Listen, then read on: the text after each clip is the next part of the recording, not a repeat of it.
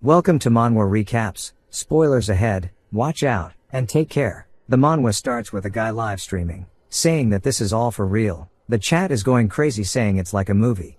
And the man turns his camera and points toward a giant monster. The chatters are asking if it's real, since it's not even on the news.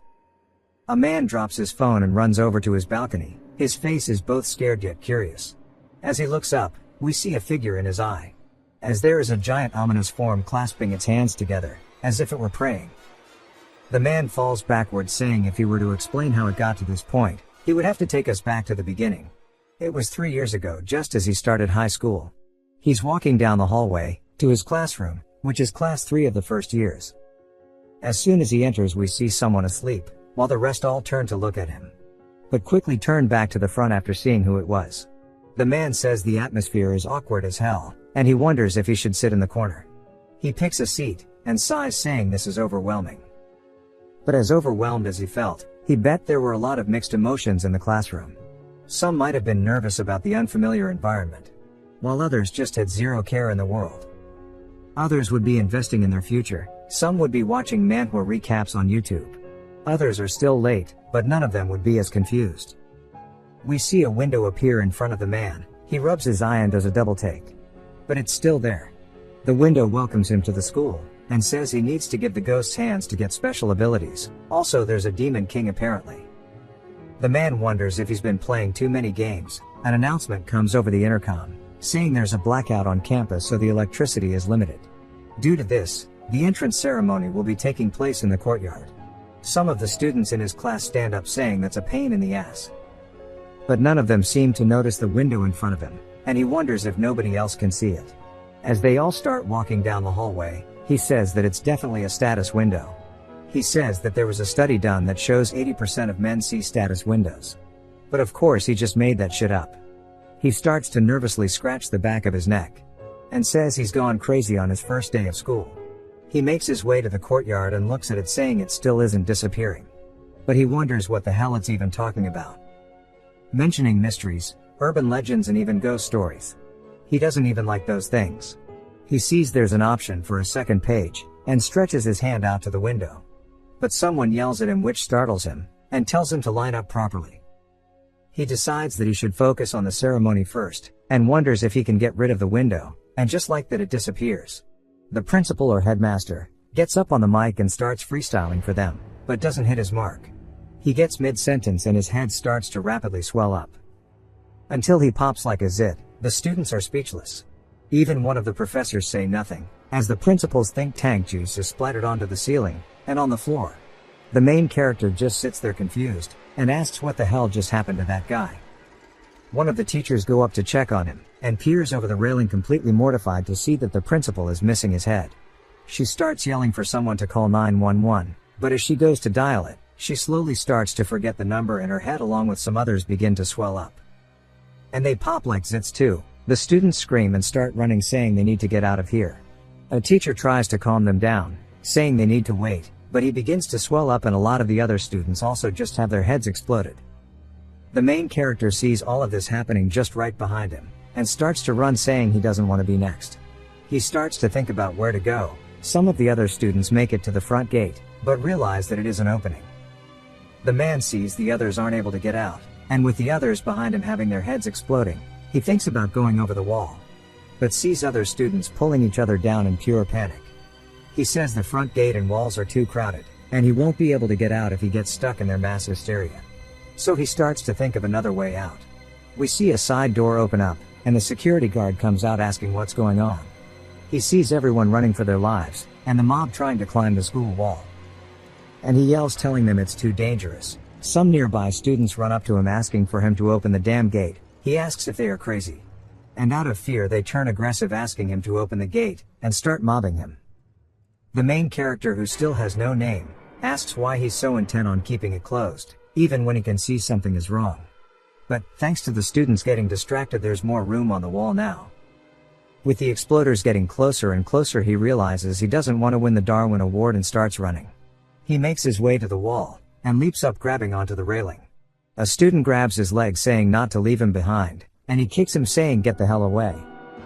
He cuts his hand on the pointy part of the railing, and jumps over the wall. He says Fate's will is like a ghost, it shows up unannounced, disrupting daily life, and that he didn't know then that he was already infected.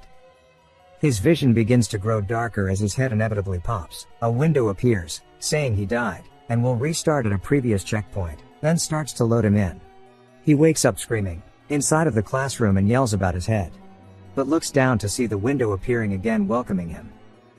The other students look over, wondering what flavor of mental illness he has.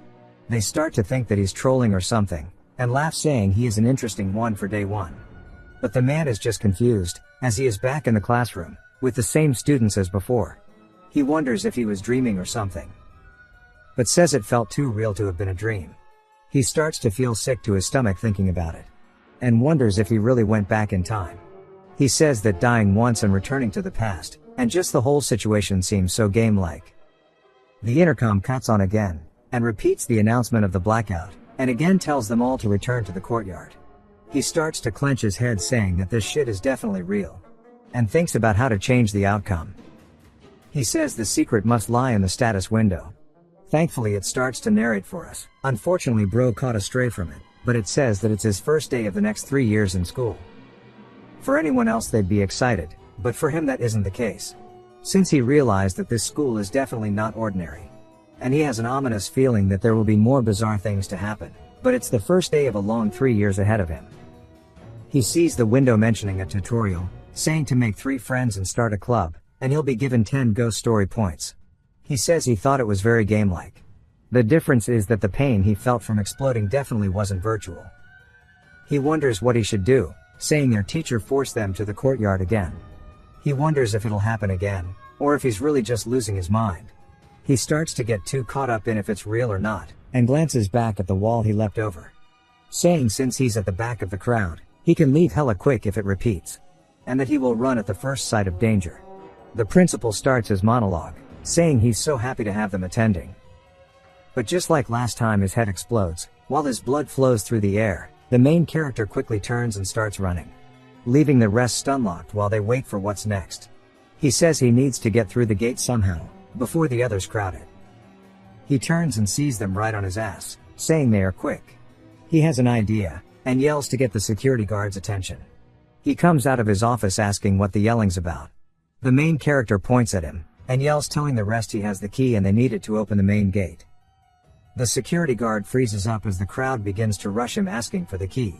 Now that his plan has worked, it's time to get a move on while they are distracted. Instead of climbing the wall, he opts to just climb over the gate. He lands on the other side. He doesn't stick the landing and says he can't think he's safe as he died here last time. He starts to run down the street, to get as far away as he can from the school. But he falls over and loses consciousness. He wakes up inside of the hospital, and when he opens his eyes he sees dudes in hazmat suits. They dubbed it the Noksong High School 300-person head explosion incident. The government assumed it was an infectious disease and he was one of the few survivors. His parents burst into the room worried about him, and he seemed relieved to see them. They hug one another, and he says it took 10 days for him to be able to see them. After being pestered by the media and police for a long time, he returned to a normal life. But the status window is still there. He wonders what it really means, and now he is back inside of his room at home / just staring at it, and we finally hear his mother calling his name. She tells June that tomorrow is his graduation, so to sleep early. He sighs and goes to close the window. We learn it's been 3 years since the incident, and the window still haunts him to this day. He goes to cut his light off, and says he tried to avoid it, since he made friends and joined clubs, but nothing happened. He thinks that it's truly just a hallucination. Just as the clock strikes midnight, the window says graduation day has arrived, and that the Demon King has been resurrected. He hears an emergency alert on his phone, which wakes up him. We see people all over the city looking up into the sky, and wonder what's going on. Now the start of the manhwa makes more sense, as the giant monster has appeared, which of course, now we know is the Demon King.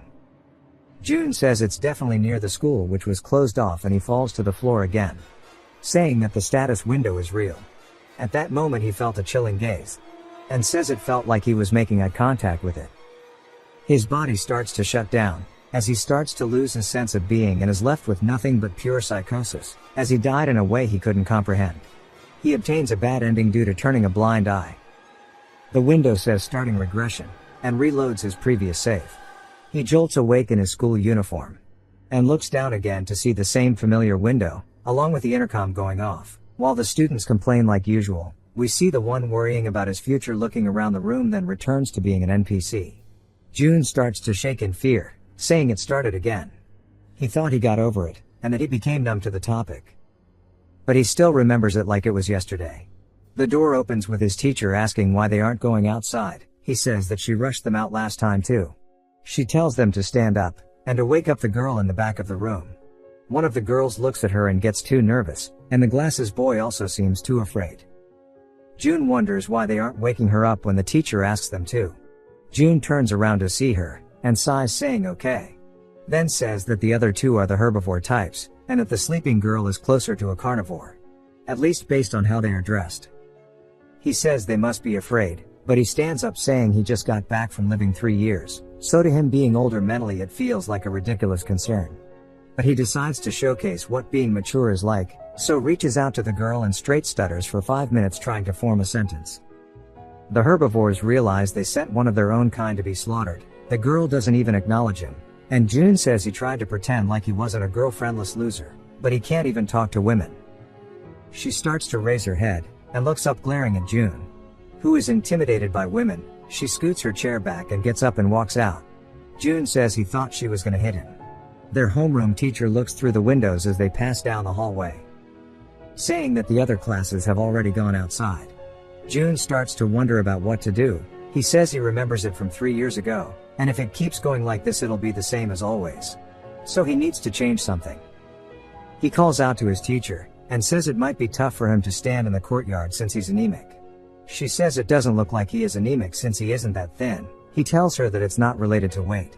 She thinks about it, and he can see that she doesn't seem uncertain. He tries to convince her by saying that if he collapses his parents would make a big deal about it. The teacher thinks about how that'd be an issue. She tells him that she'll take him to the infirmary. They head over to it, and after she leaves he peers his head down the hallway, and says she's finally gone. He closes the door saying he's already died twice, and that he doesn't want there to be a third. He says if things were structured like a game there'd be a clue in his classroom for sure, and that it wouldn't be too strange. He opens the door, and is surprised to see the herbivores from earlier. He asks what they are doing here.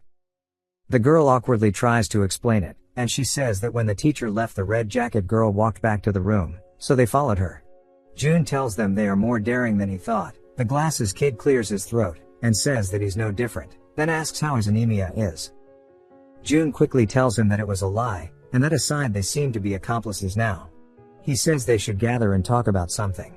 June thinks how it's better this way, and it'd be pointless to figure it out on his own, but if he talks he can find something out. He introduces himself to them as Lee June. We learn Glasses is named on Gyeongwon. The other herbivore is named Yoon-Suna. June says bro's name is legit Glasses in Korean. We'll call him Jeon. He says they weren't leaving the class either, and asks why. Yuna says that she's smooth-brained. The window says that his understanding of Suna has increased by 5. June says it's yet another game system, and Jeon says he didn't leave after remembering a ghost story about the school announcement. June asks what it is. Jeon says it's a blackout, which is a pretty famous ghost story. June says the term ghost story is brought up in the window too. June asks him to tell more about the ghost story. Jeon says that one day there was a blackout at school during the evening class. The sudden darkness startled the student, but there was a broadcast that followed, which told them to go to the courtyard. While others walked out, the top student in the class stayed behind. Seeing this, the second-ranked students asked the top student why she wasn't leaving, and asks if she has to study even now to become a top student. The top student slowly answered, asking if they hadn't noticed, asking how they can broadcast during a blackout. June and Suna are confused, and ask if that's all there was to it. Jeon asks if he's heard it before. June says it sounds semi-familiar, asking if there's more to it. Jeon says there's a few variations, but that's how ghost stories actually are. For example, there's a story that they looked out to see a blood-filled courtyard. June quickly asks him if they survived, and Jeon replies saying it's safe to assume that, but says it's not a real story, so why is he so invested into it? June says that's true, but he stayed behind because he took the story seriously, right? Jeon says it did bother him a bit, and that they wouldn't be able to use the intercom during a blackout, so he thought he'd just sit in the classroom again. Ben says maybe they were still able to do the broadcast due to the backup system. June says he seems excited, and he's the type of guy to show how smart he is. His understanding of him increases by 20. He opens the status window up again, and looks at it. And double checks that it mentions ghost stories, and he says that he needs to figure out the relation. Sana chimes in, saying that she thought it was an interesting story. He's surprised she spoke up, and he says she mentioned she was a bit slow, but didn't expect it to be so extreme. And then he realizes that it must have looked like he was staring at her. He apologizes, and then the principal starts to talk. A cold chill runs down June's spine, as the principal slowly gets to the point where his head explodes. June closes his eyes in anticipation, but the principal continues the speech like normal. June is caught off guard. June realizes that he survived, and a window appears saying that he's come across the broadcast ghost story, and earned 5 GS points. June stretches over the desk and sighs loudly purely out of relief. Jian jumps a bit, and asks what's wrong and if something happened to him. June just laughs at it, and says he wouldn't believe him even if he told him. For some reason it clears the tutorial, or maybe I'm misunderstanding the windows. But he earns 10 GS, and unlocks the status window. The entrance ceremony is finally coming to an end, and he looks at his status window to show his disposition and his quirk, along with an inventory slot I think. June is surprised by all of the info, and says it's really feeling like a game with stats and stuff. He taps on his disposition to read more. It tells us a whole lot of info that I ain't reading, feel free to if you want to. But he summarizes it, saying that he's inconsistent and whimsical depending on the situation. He realizes he's a complete wuss. It says he has an iffy personality, and the only positive thing about him is his ability to think his way out of situations. He wonders why he caught a stray, and says that it's honestly an annoyingly understandable explanation. He's been the type of person to get more than halfway through things, but never see it through to the end. And he wonders if it's from the disposition. He says it's like the window knew more about him than he did himself. And he wonders if he can use it on others too. He looks at Jian and opens his status window. And it opens up his window, but has some of it as question marks. He's a bit of a wiki warrior. June says he's just as he thought he was. He wonders about Sana, and opens her thing, but sees that it's all question marked, and that she acts slow. He sees that she is only 16 and decides to try asking her about it next time. He received way less info on her, and says it must be due to the understanding level being too low. He wonders about the delinquent girl, and opens it. We learn her name is Lee Jinhee, and she also has no information. He has an understanding of 0. He says he didn't expect much to be here, but it's quite odd how it knew info about him he didn't even know, and that it knows everyone's names and ages, when he's never asked for some of it, and that the status window can see way beyond his perception. He closes his eyes, and starts to recap how for some reason unknown ghost stories are happening in real life. There's a game-like system only he can see, and just like in a game if he dies he can respawn. He's not sure what the purpose is for the GS points either. It said he cleared the quest to make 3 friends as well. The 2 of them should be Jian and Sana, but maybe Jinhee counted too. He wonders why she's counted, saying that is absurd. And he thinks about how when a delinquent says the word friend it's usually always dangerous, so he should look out for it. We are then introduced to his teacher Damien, who tells them all to read through the handouts carefully. He wonders why his teacher's name is just teacher in Korean. He glances at the paper and says most of it is just common sense. But his head hurts so he really doesn't want to read anything. But some of the students who are reading it are a bit concerned about what it says. An announcement comes over from the broadcast. They received that they were printed incorrectly, and they'll be coming back to retrieve the handouts. His teacher, out of breath, comes back into the room, saying there's a mistake in the handouts. He tells them all that the students in the back should collect them all and hand them to him. June looks back at them wondering if there's something odd about them. Someone quickly takes it back before he can read it. June says that was hella fast, but says it's whatever since he can just ask Jian or Sana about it. Jian tells him that he didn't bother reading it. June is speechless about this. But Sana chirps up saying that she actually read the handouts. June asks her what the mistake was. She says that it was worded correctly, it just had something odd. June and Jian ask what it is. Sana said she couldn't read it all, but between the normal policies it mentioned being careful of a certain woman. And it said that she is the laughing woman, and to avoid her. June wonders what it means, and she says that it detailed how to be careful of her. But Sana doesn't remember the details. June says that's weird, and thinks it's a prank. He's a bit slow too. Jian says that it used a popular ghost story. Jun at this point recognizes that this isn't a coincidence. So he asks Jian what the story is. Jian says it's going viral online, and that it'd be faster to just show him. Jian says he'll make a group chat since they exchanged numbers earlier, and to look at the photo he is sending. Jun's phone vibrates, and he sends him some contract that explains how the apartment was built exclusively for its employees. It mentions how if anyone in your family is religious you will be rejected. When you visit the department in charge to submit documents, make sure to turn in anything that can tell time. And after moving in, application withdrawals will not be accepted for hallucinations, hearing voices or other health reasons. For security reasons, the unit at the end of each hallway is always empty, and if the lights are on or you hear a sound, to ignore it. The apartment doesn't have a fourth floor for religious reasons either. So if it stops, to just unalive yourself before you're discovered. Entering the stairwell at night is prohibited if you end up absolutely needing to use the stairs. Make sure you crawl. Jian asks him if he understands now. Jun says besides the note, why do they need to contact a pharmaceutical department? Asking if it's about human experiments. Jian says that's one interpretation at least. Jun asks him what the right answer is, and Jian asks what he means. Jun says that it's an odd document, so surely it has some kind of a conclusion, right? He looks down at Sana and thinks for a moment. Then tells Jun that the thing about ghost stories is that they don't have endings or conclusions. He says the document was posted by someone for Clover. It's not like there's a real conclusion or anything.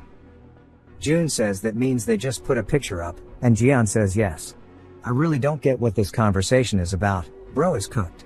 Jun apologizes, and realizes that Jian doesn't want to be misunderstood as not knowing something.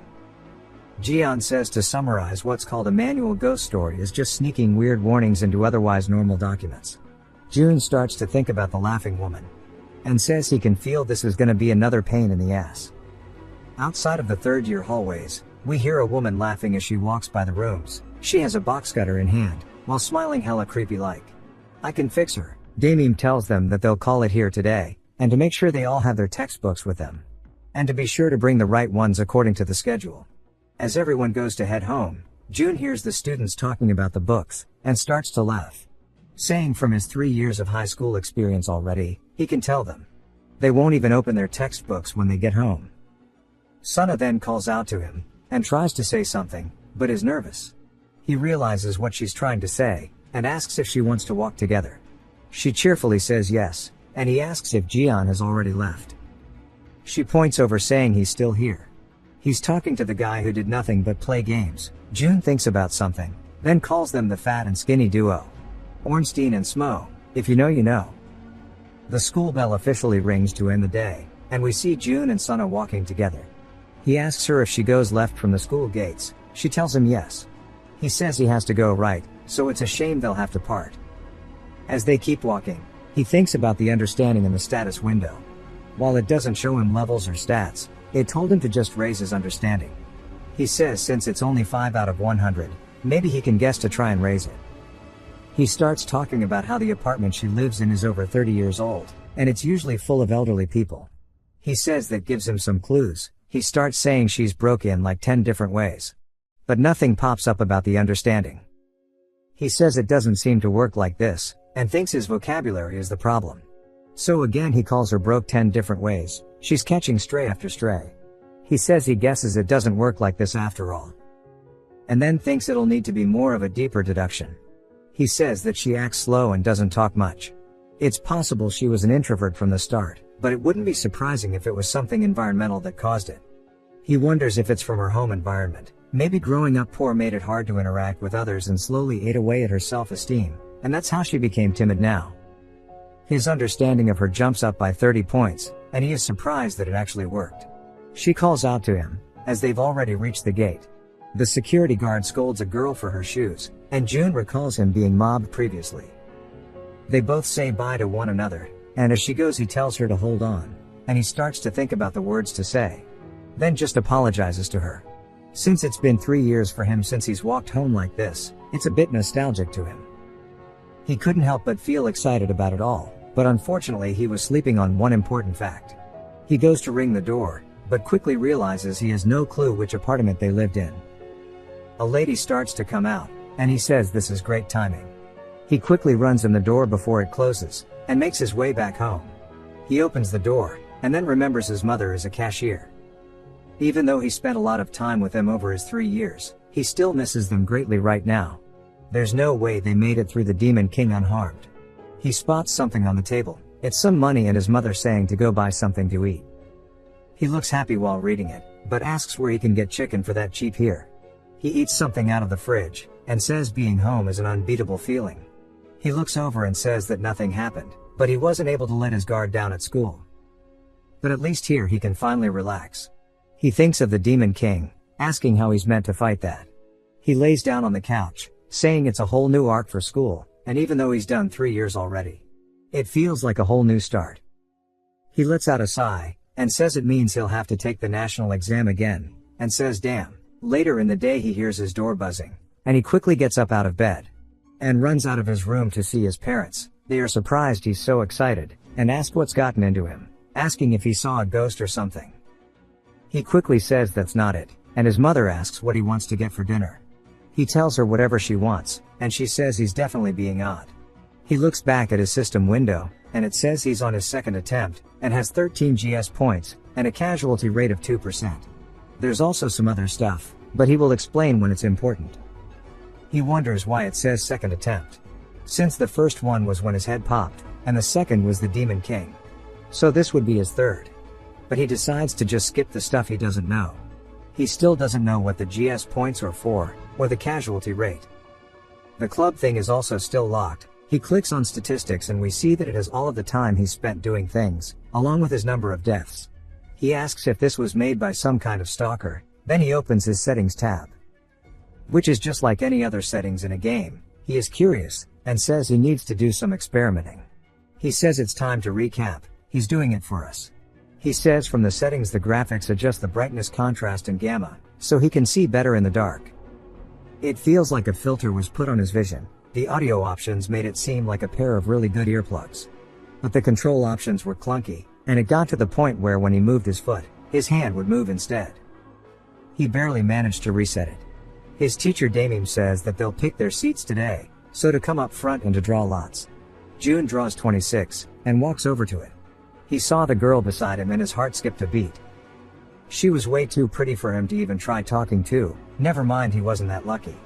He's with Smo. He tells him that it's nice to meet him. Smo smiles and replies back. June recognizes him as Jian was hanging out with him. His name is Odukan, and June's understanding went up by 15. He asks about the handout from the other day. Even though Sana told him, he wants to get as much info as possible. He pushes up his glasses and snorts, asking if he means the laughing woman won. June wonders why he's such a weirdo, and gives him a look of disappointment. He tells him if he sees the laughing woman, not to pretend that he knows her. Then he says no good in Japanese. June regrets talking to him, saying he should go speak to Sana instead. He walks over at her, saying he saw she was late today. She says yeah, her grandma woke her up late. He asks if she's talked to her deskmate yet, and she says no. June decides to greet her, and introduces himself to her. She looks up at him, and he says that she's pretty, and really wishes he didn't have Smo as his deskmate. She introduces herself as in Hey-un. June says that he's sorry for asking out of the blue, but asks if she recalls the handout, and how there was an odd warning. She says that it was certainly weird. If you spot a woman smiling strangely on campus, to turn a blind eye until she passes by. She chuckles, saying that's creepy, trying to see if he agrees. But he's just surprised she remembered it in such detail. He says that this ghost will probably happen, and wonders if he should go look for her. But the warning said not to pretend that he knows her, and shouldn't intentionally look for her. Sana's stomach rumbles loudly. Hey-un looks at her, but so does June. She quickly starts to feel embarrassed.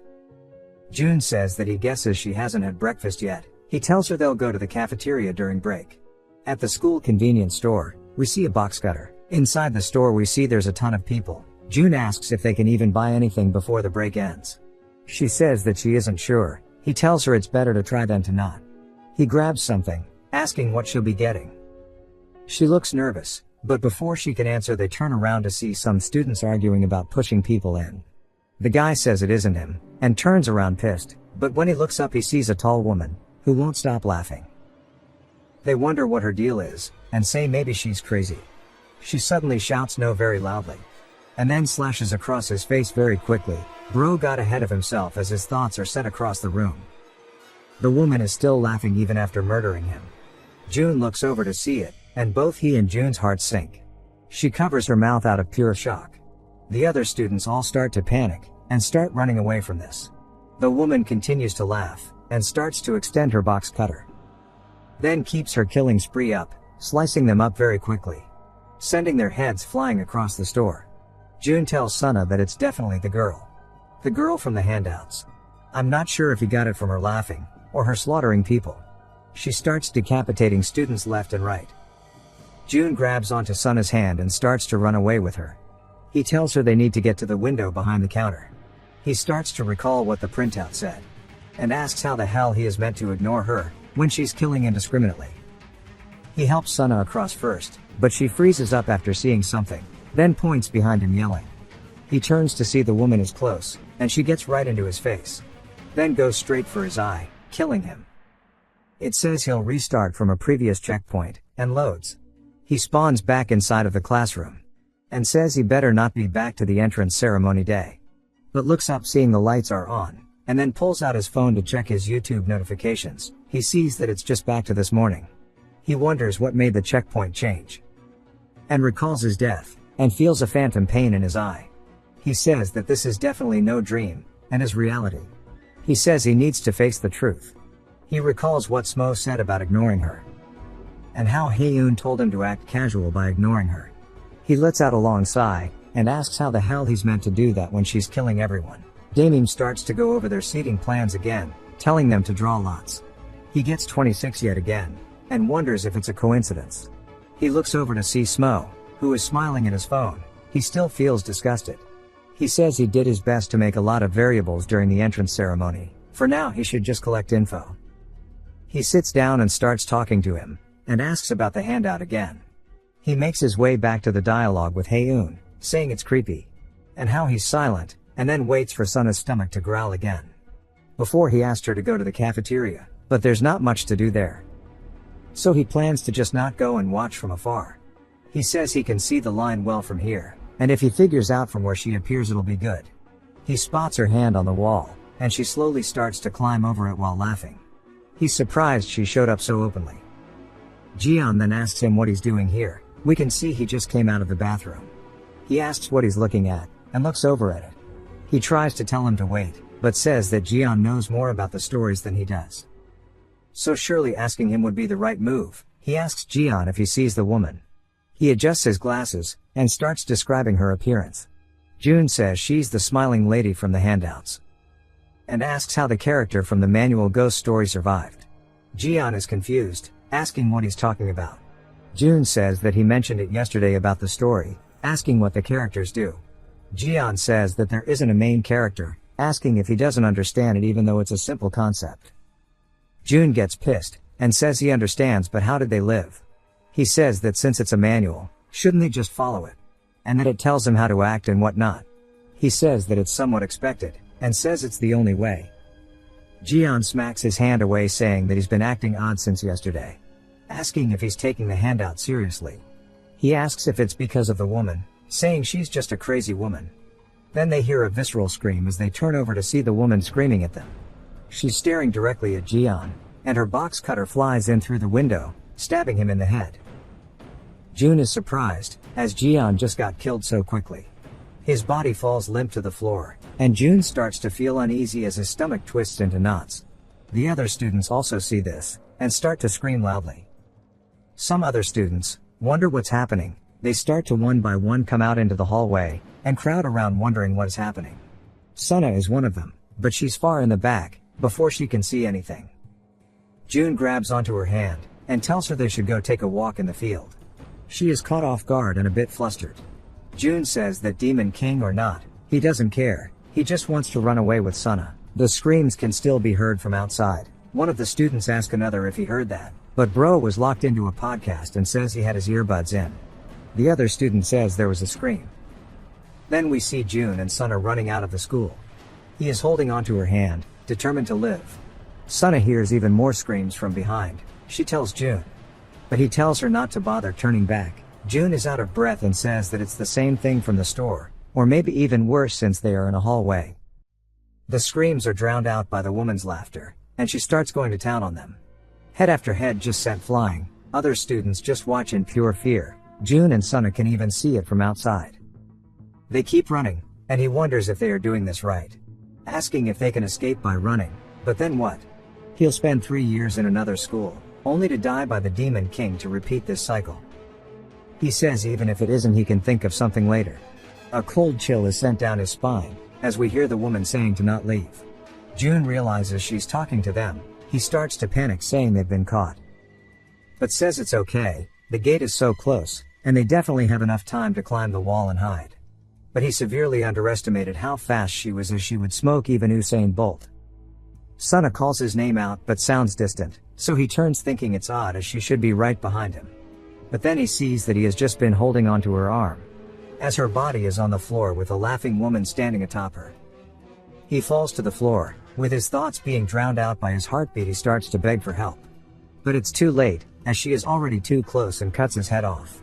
With his few seconds of consciousness left, all he can hear are her screams while being told he will be restarting again. He loads back into this morning, and is riddled with fear. He asks how the hell he can fight something like this. She's strong enough to cut people's limbs off with just a box cutter. She is faster than the world's fastest man too. He sighs, and says to calm down, there has to be a way out of this. He says the laughing woman is from the manual ghost story, just like how yesterday's announcement was resolved by staying in the classroom. The condition must be to pretend not to see her. But how can he do that when it's so terrifying? Even if he does it, those around him won't. Which will lead to there being another massacre. He says that the only solution is for him to be alone with her and to succeed. He talks about how it's driving him crazy, and he goes back to drawing lots again. He picks 26 just like usual. He says he's died a couple of times, but how can he get the same number 3 times in a row? But decides it's irrelevant. He says it won't be hard to be alone with her. She climbs over the wall during break, so he just needs to climb over first. The problem is pretending he cannot see her. He could close his eyes and block his ears. But that means he'd already have reacted. So he needs to endure it with his eyes open and without blocking his ears. He says there's no way to do that. Bro forgot about settings. He starts to think about it, and wonders if he has to be the one to even do it. He says this ghost story is different from the entrance ceremony one. Since it's a real entity and not a mystery, it may be possible for others to stop her. Earlier he got caught since he ran across an open field. But he can survive if he runs or hides on his own. However, even if he reports it quickly, it won't save those in the store. So he decides that he could turn a blind eye to it just this once, and starts to think about the aftermath. Sana calls out to him, and blushes while trying to ask him if he would want to go to the store with her later, as she is a little hungry. He recalls her lifeless body from last time, and hides back the frustration from telling her no. He doesn't reply yet, and says if he knew about this he wouldn't have made friends. Even though he was meant to make them. So there's a way to clear it without anyone dying. But he's too phased to think about it. He determines himself to figure it out solo, and she calls out to him saying it's okay if he doesn't want to go. He sighs, and immediately folds, saying that he'll go with her. He says surely it'd be okay to go, right, and he can just take her to the store. Right outside of the cafeteria, June approaches the wall. Sana seems a bit nervous, and says the cafeteria is over to the side. He says yeah, but asks her to wait here for a second. He tells her he's gonna climb the fence for a bit, so he wants her to watch his back. She nervously looks to her left, and then to her right, and seems frightened for some reason. He asks her what's wrong, and realizes that he was distracted by the laughing woman, so it would look like he's trying to get her to cover while he smokes. He tells her it isn't like that, and that he has something important to take care of. He makes it over the wall, and says she should soon be climbing over the wall and head to the store. Unless she can teleport or something, she should be heading nearby. He says she's so tall it should be easy to spot. Then he does so, and sees her in the woods. She stops walking, then turns over staring at him. He says it's fine as he hasn't reacted yet. He wonders what to do, saying he hasn't figured out a way to deal with her yet. Unless he can blind himself, how can he ignore her? Then it clicks with him, the fact that he has the damn settings. He quickly puts his brightness to max, and can't see a damn thing. He says this is good. But it's not like he's looking away, he's just spacing away in front of her. He starts to hear her voice, and realizes that he needs to mute the audio. So he quickly swipes it down. He sighs. and says it's almost like he is meditating. And since he knows Sunna has his back, his heart is very calm. But he is a bit uneasy since nothing is happening. He wonders if she went straight to the cafeteria, and goes to adjust his brightness a bit. But as he slides it down, she is right in his face. So he quickly maxes it out again. He hopes he didn't make a reaction. He wonders if she's doing this intentionally to force a reaction. He sighs, saying the status window is a power that she can't even change. He says that she is probably prowling around waiting to see a reaction, so he just needs to stay still. He says everything will be fine. He starts to think about all the shit she's put him through and says it pisses him off. Then smacks her in the face. The laughing woman is surprised. And he starts giving her the domestic violence no jutsu. Saying equal rights, equal lefts. He keeps hitting her, and says it's working. As she hasn't attacked back, it means that he hasn't violated the manual. He tells her to look at his face. She can surely tell he isn't looking at her. He's just a normal student who is practicing his shadow boxing. He hits her saying this one is for Sunna, then gives her a left saying it's for Jian. Then he goes for a kick, saying this is for his grandpa. The laughing woman falls to the floor, but he doesn't know that and sits there out of breath, saying she was nothing but a chump. While being gassed out, he wonders how long he's been hitting her for. Asking if the break is over yet, but says that him being in one piece means he is definitely following the manual. He wonders how long he has to do it for, saying he should have gotten a message like before. Then he says maybe she actually ignored him and went to the cafeteria. And maybe Sunna climbed over the wall to check on him. Then he starts to wonder if he's just been beating the hell out of Sunna. He cuts it down a bit to check, but just sees the woman in his face. So slides it back, saying never mind, and that he almost pissed his pants. He clenches his fist, and hits her again, saying that he can freely swing his arms without having to worry. He keeps just hitting her over and over, and after a clean hit to her face he starts to wonder what this excitement he is feeling means. In this silent space all that exists are him and his fists. He wonders if sweating has ever felt this good before, and that he wants to do even more damage. He starts to channel his inner Ippo, and he hits her across the head. The laughing woman slowly starts fade out of existence, and goes poof from where he is standing. He is gassed out and asks if he got her or not. A message appears saying that he's come across and survived the B-rank ghost story, laughing woman, and has earned 15 GS points. And due to his wits of dealing with her, he earns another 70 GS points. He starts to feel excited, and screams very loudly. He hops back over the wall. He says that victory is more empty than he thought it would be. Sunna calls out to him, and asks what he was swearing at, and that she heard fighting noises. He thinks she's talking about the laughing woman swearing. He starts to feel accomplished, saying it was really one-sided. He tells her that there was someone crazy there, but he chased her away so it should be fine now. She says he should have called a teacher as it was dangerous. And asks if he's hurt or anything. He tells her he's fine. He says other than that, how many minutes left until their break ends? It cuts back to their classroom. Jian asks why they took so long to get back, saying class started almost 30 minutes ago. He says they are lucky that it's self-study time, or else they would have thought that they'd be skipping classes on the second day of school. June says he had stuff to deal with, and then asks why it's self-study. It's meant to be Korean listed on the schedule. Jian says that they are busy with meetings and stuff since it's early. The teacher told them to think of a club to join. June asks about the clubs, and Jian says clubs are pretty active in their school, so joining one is a must. June looks down at the schedule, saying that there aren't classes Friday afternoon. It's just club activities, and the school is hella serious about clubs. He starts to think about what clubs are available. His status window pops up, and says that he decided to make his own club. He says he hasn't even looked at them, but it decided for him that none of them appeal to him. He starts to think about it, but just sighs instead. He pulls out his pen and decides to go along with it and to do as he's been told. He puts an application in for the Ghost Story Club, finishing the tutorial. It cuts to the cafeteria, and we see their thing saying school lunch etiquette. He looks at the status window to show that club management is still locked, and his casualty rate is 4%. While munching, he says the casualty rate is higher, and wonders if it's an experience system. He skips the things he doesn't know, and opens his status windows. We see that he has 3 options for special abilities. He says he can use the ghost story points for a special ability. He says it wouldn't make sense to be fighting monsters without them. He clicks on the menu to reveal he needs 100 GS points to unlock the ability. He says those points he saved from dying over and over, He has to spend it all to get a single point.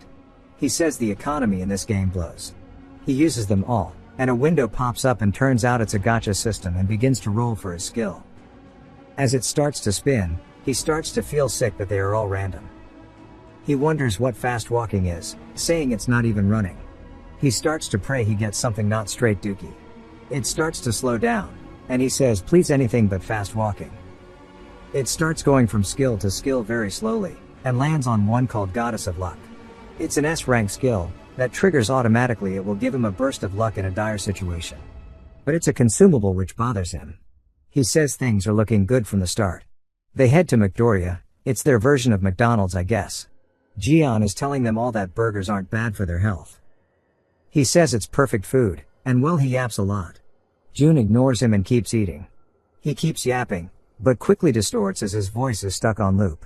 Then he continues, asking June if he understood it all. June says yeah sure, and looks over at Sana putting on makeup, and says she's really pretty.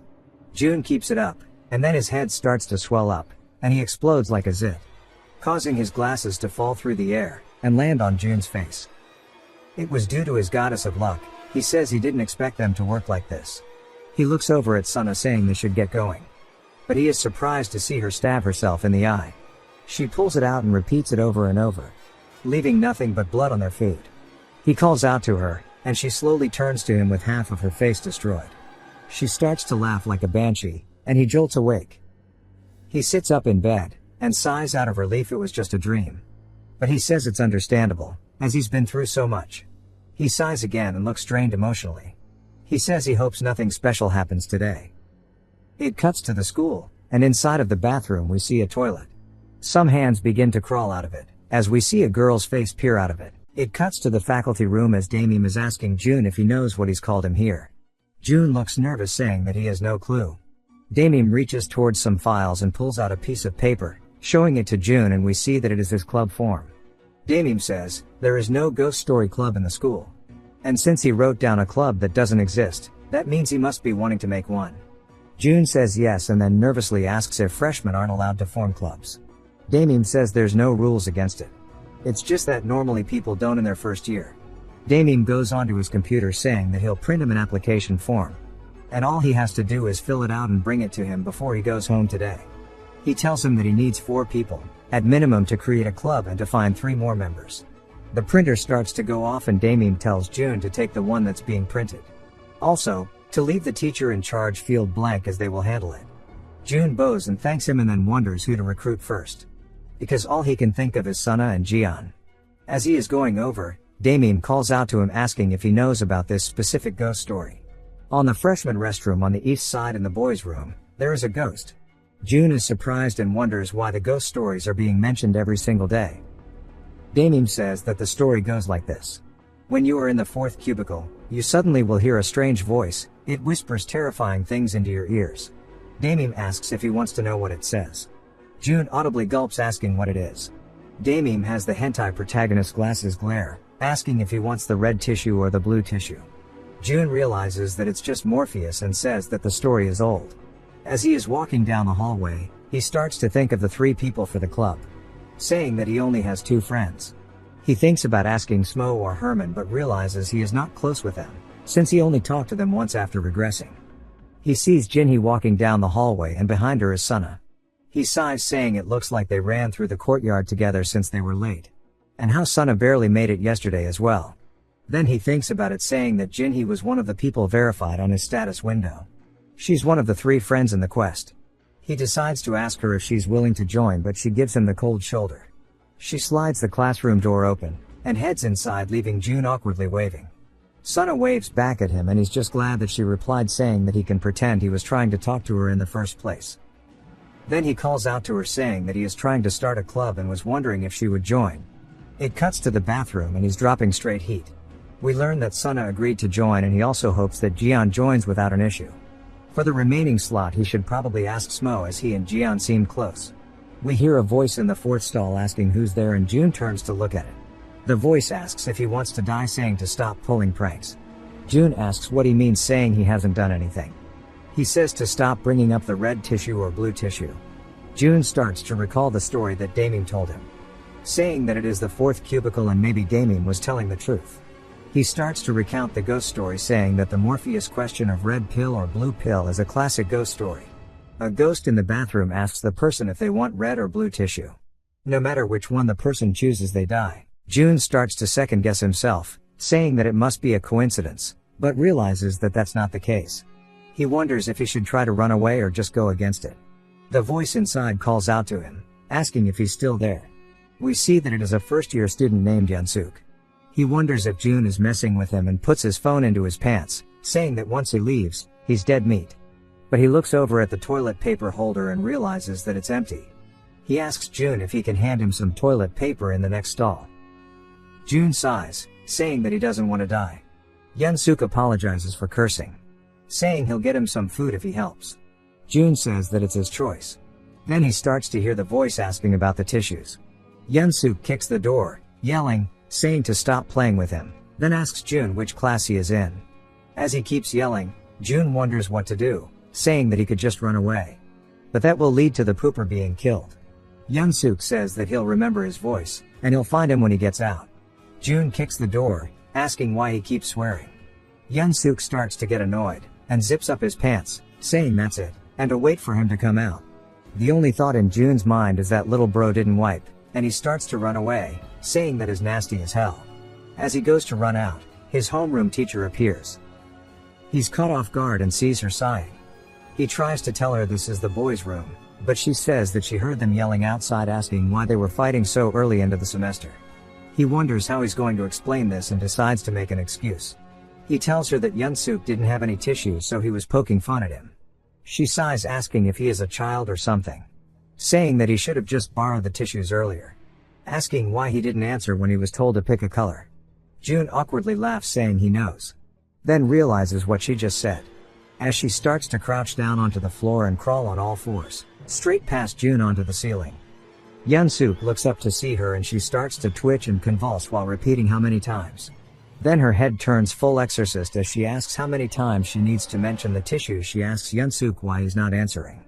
Yunsuk runs out of the stall without wiping and falls onto the floor, probably smearing it. He wonders what that is, yelling, asking what's going on. He makes eye contact with the teacher, then she jumps off the top rope, landing right in front of him. In the deepest voice imaginable, she asks him to choose between the red or blue tissues. Yunsuk starts pleading with June for help, but June is at a loss for words. He's sure she was the teacher at the entrance ceremony, wondering if she's been a ghost the entire time, but says she's most likely just possessed instead. He starts to think about it. How if you pick the red tissue you bleed to death, whereas, if you pick blue you're strangled to death. He takes a shot in the dark, quickly yelling out white tissues. Yunsuk begins to shake and cry as June tells his teacher to give him the white tissues, since if he's going to die either way, he might as well pick a different option. He knows it's a childish idea, but there's no other way. He wonders how she will react. She raises up off of the floor and starts walking towards him, saying that boys his age can't help it after all. She puts her finger on her lip, asking if he really wants the white tissues, while giving him a seductive look, making June's heart skip a beat. June wonders what he's supposed to say, since the red tissues turn him red, the blue tissues turn him blue. He wonders if the white will turn him white, wondering what that would even mean.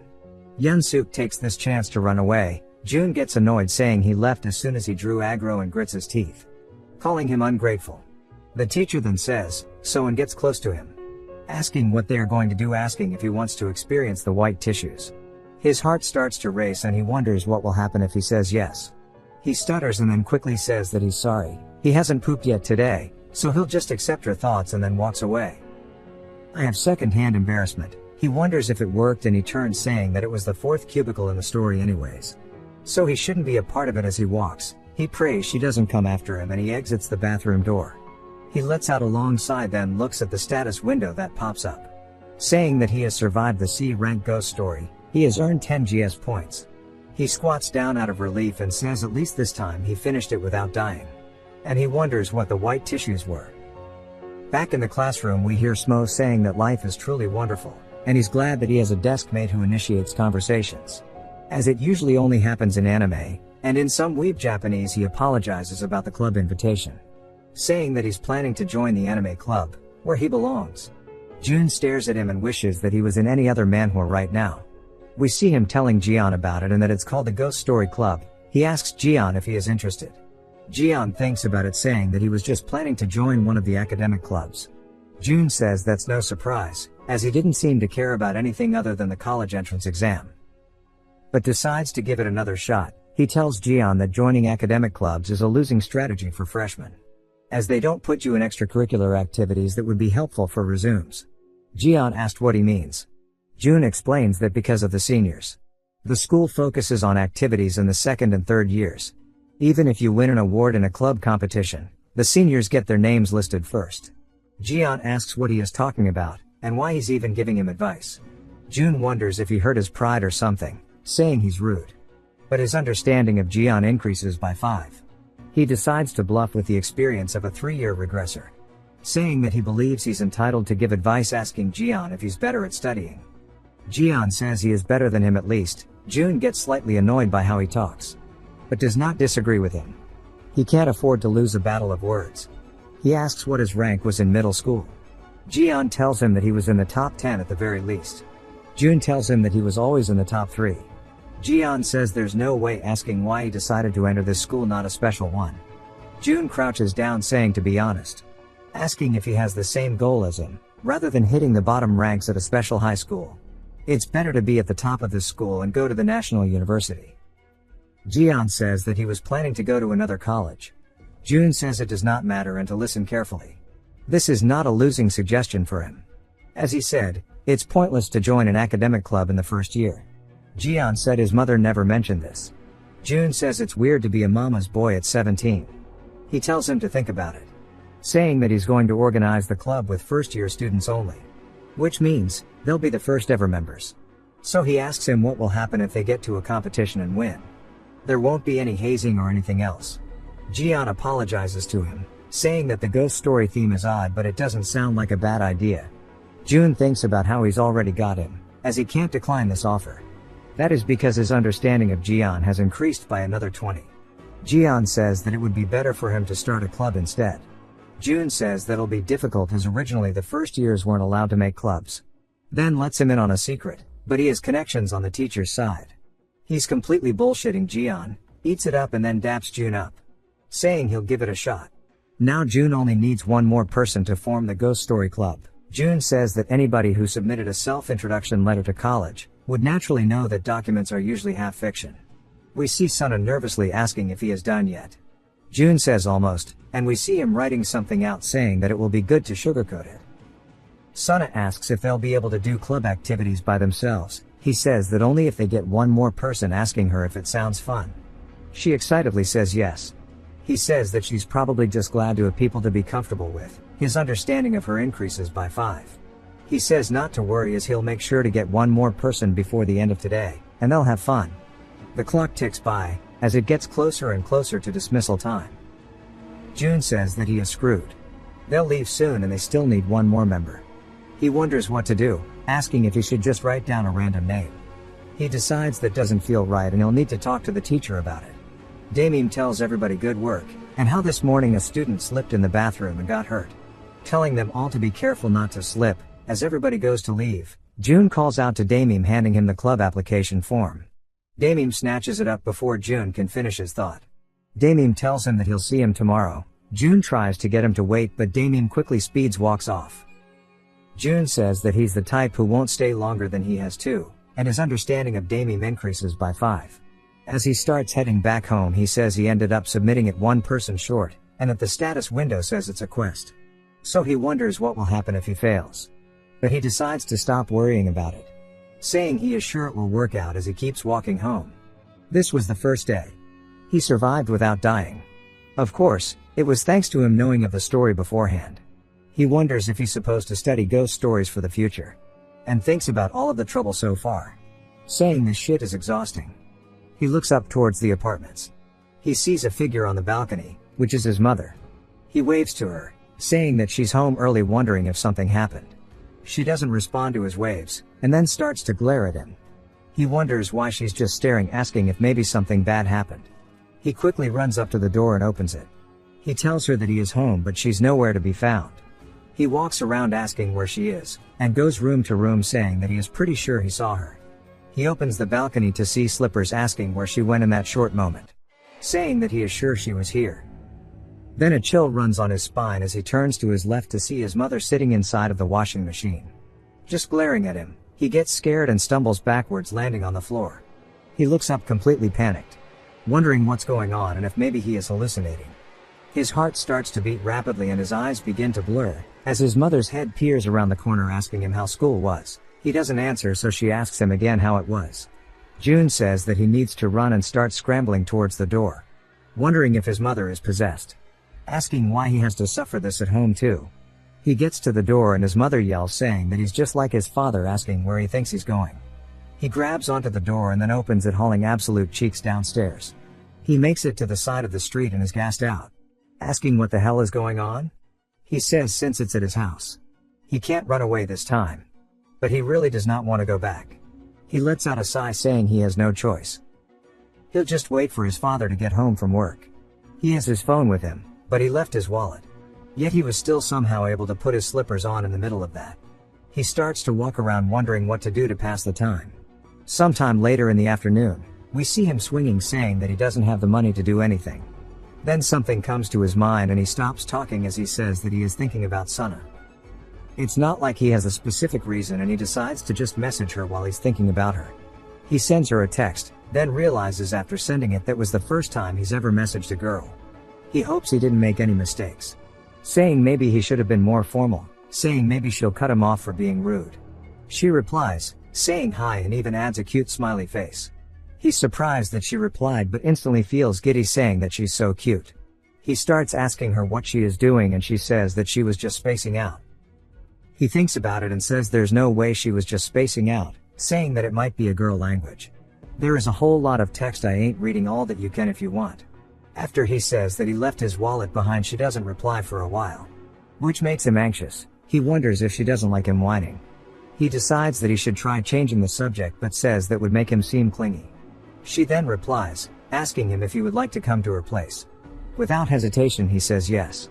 He heads over to her apartment, and we see her open the door. She tells him that it's a bit messy but welcomes him in.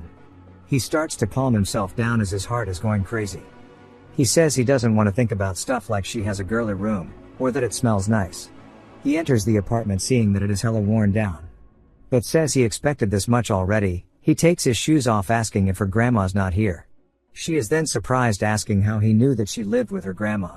He says because she told him that her grandma woke her up late.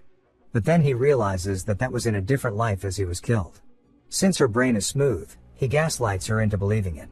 He quickly changes the conversation, asking her if she plays games. She says that she doesn't have a computer. Then he spots the TV, asking if she wants to watch it, saying that they might be able to find a good movie. She says that it can only show public TV networks. He realizes that anything he says is going to be a critical hit because she is poor. They begin going through her yearbook, and June says that Sana looks the exact same as she did in middle school, asking her how she spent her time during it. She awkwardly tries to come up with a reply, but it ends up with just silence instead. June gulps, saying this is awkward, and that he needs to change the topic. He looks up to see one of her books about humor.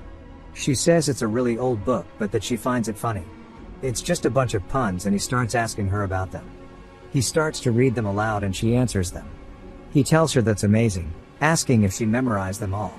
Embarrassed, she says yes, as it was nothing special. He says he understands though, since there's not much to do at Sana's house and since she has no friends. She kept reading the humor book over and over to the point that it became worn out. He starts to feel guilty, saying that this isn't good, and no matter what they do, it feels more tense and there are too many landmines here. She misunderstands what he's feeling, asking if her house is boring. He's surprised and she apologizes, saying that she called him because she wanted to fix her personality, now that she's in high school. But sadly she's poor, so there's nothing fun to do here. He looks at her and asks her what she usually does after school, as he is genuinely curious about her hobbies. She starts to tell him what she does and says yesterday she came home to get changed, then walked around the neighborhood for a bit and then went to sleep right after eating dinner. She says that she went to bed late so she couldn't wake up early, and he realizes that's why she was late. She apologizes, saying that she can't remember the day before yesterday. He calls out to her, saying even if the ghost story club doesn't work out, he wants to join the same club as her. She is surprised but smiles warmly at him, saying yeah, and his understanding of her increases by 10. He heads back home saying that the time has come. This time he's got backup. His dad asks what's wrong with his face. He says that it's unbelievable, but there's something strange in the house, and something is pretending to be his mother. The father stiffens up, asking when he first saw it. June is surprised, and his father says that he first saw it 3 days ago. June says if it was 3 days ago, that's the day before the entrance ceremony. His father tells him how he came out of his room late at night and saw her doing a handstand on the table. When he called out to her as her neck twisted and turned at him. She says that all of the other husbands drive to pick their wives up, asking why he can't do the same. At work he got a call on his phone and he answers it. She's asking him if his mother is the only mother, saying she wants to go see her mother's face too. He says that for the past few days he's been waiting for his mother in front of the house even if he gets off of work early. June says that now that he thinks about it, his mother did ask if he saw a ghost in the house or something. June asks his father what they should do and he sighs, saying that they can't put his mother in danger.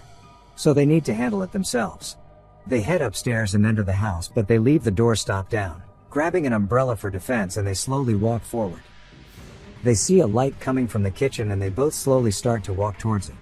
We see his mother grab a knife and they both turn the corner in fear. To see her floating above the cutting board with a knife in hand.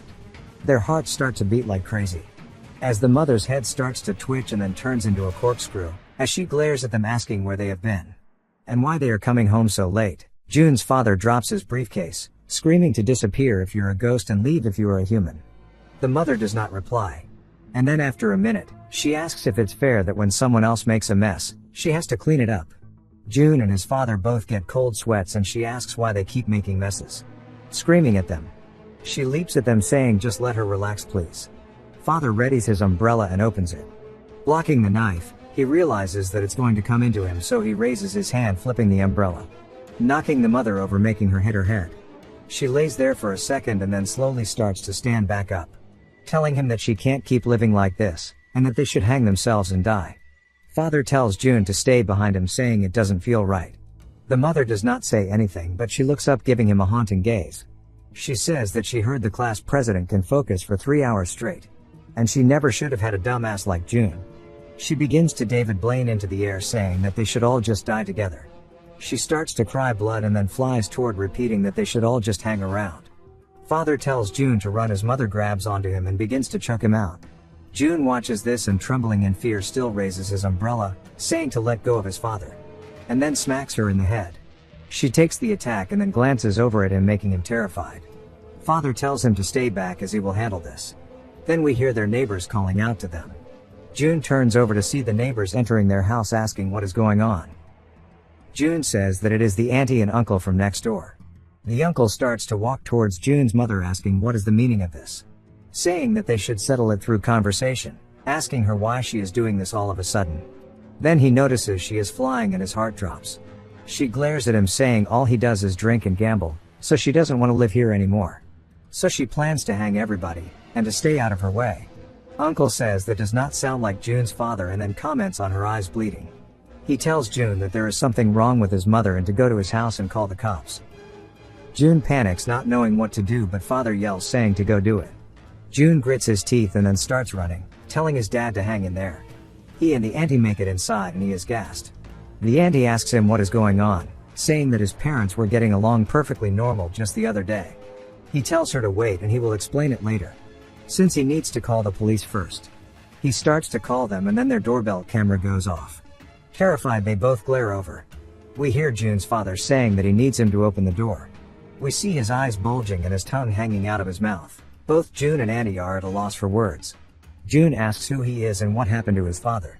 His father asks if he's tired of eating instant noodles, to the point of getting heartburn. He got tired of it, so he hung himself along with his mother. And that June should join them and die. June asks what he's talking about, saying that they don't even eat instant noodles. His father tells him to open the door. June gets pissed and barks, asking what they've done to his parents. His phone begins to ring and he picks it up to see that it's his mother. He answers it and she asks if something happened to the house.